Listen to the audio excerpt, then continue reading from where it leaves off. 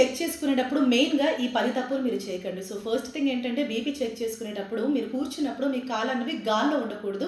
So, సమానంగా భూమికి ఉండాలి. అండ్ అలాగే మీ కాళ్ళు అటు ఇటు వేసుకోవడం లేకపోతే కాలు మీద కాలు వేసుకోవడం ఇలా చేయకూడదు. జస్ట్ రిలాక్స్డ్‌గా కూర్చోవాలి. చాలామంది ఇలా స్టిఫ్‌గా కూర్చొని బీపీ చెక్ చేసుకుంటారు.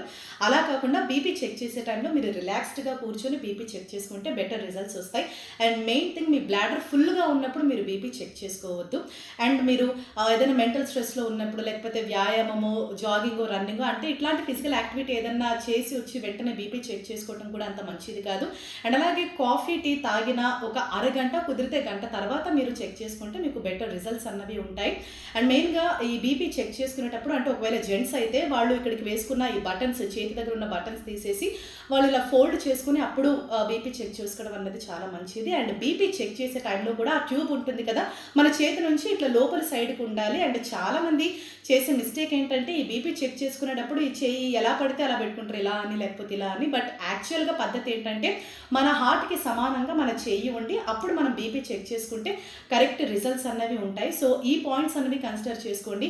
అండ్ అలాగే మీరు ఆ హర్రీ బరీలో ఉన్నప్పుడు లేకపోతే మీరు స్ట్రెస్‌లో ఉన్నప్పుడు గానీ లేకపోతే నుంచొని ఉన్నప్పుడు గానీ అంటే ఇటువంటి టైమ్స్ మీరు కన్సిడర్ చేయొద్దు. సో, నేను చెప్పిన ఈ పాయింట్స్ అన్నీ కూడా మీరు ఒకసారి కన్సిడర్ చేసుకొని బీపీ చెక్ చేసుకుంటే మీకు బెటర్ అండ్ యాక్యురేట్ రిజల్ట్స్ అన్నవి ఉంటాయి.